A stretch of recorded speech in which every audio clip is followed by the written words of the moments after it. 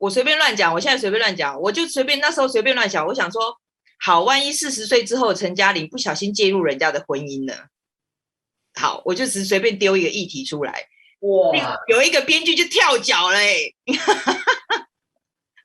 就跳脚了，就是然后就会去挣扎，而且毕竟它是一个，就是第一季它是一个合家观赏的，对，然后我们也要去顾虑到说看戏的年龄层，他可能大概8岁是不是就可以看了？我有点忘记了，保护我忘记。我们是保护级吗？好像是可是我们放在电视上面，我们有什么那个？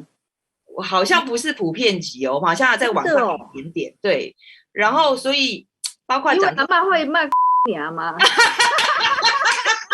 第一节都把它当保护级演出呢，因为导演不敢刚说这个是保护级之类的。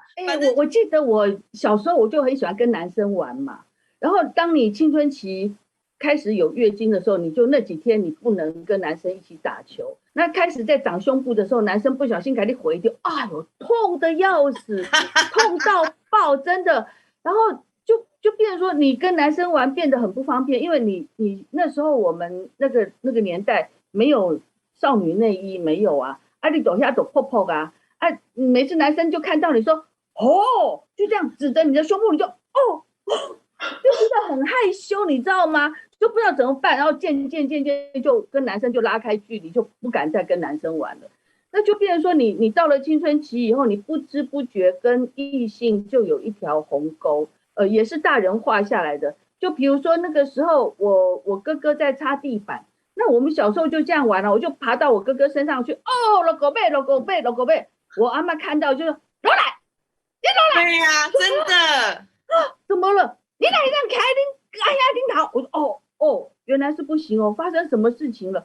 可是你就不知道，你就一直被大人讲这个讲那个讲这个讲那个，你就停了。有一天呢，因为疫情嘛，所以我婆婆我妈妈就一起到我这边来，因为怕他们到处去买菜啊，去干嘛就对老人家生活很不方便，就通通收集过来在我家照顾。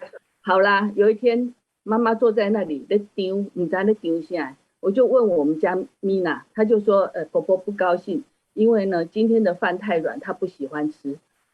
你不知道，我那个火就冒上来了，你知道吗？因为我婆婆喜欢吃硬的，我妈妈喜欢吃软的。我同一锅饭，你叫我怎么煮啊？我就火就大了。你就说，我你今晚你要吃丁吃嫩，你自己去煮，你自己煮一点。你要我怎么办？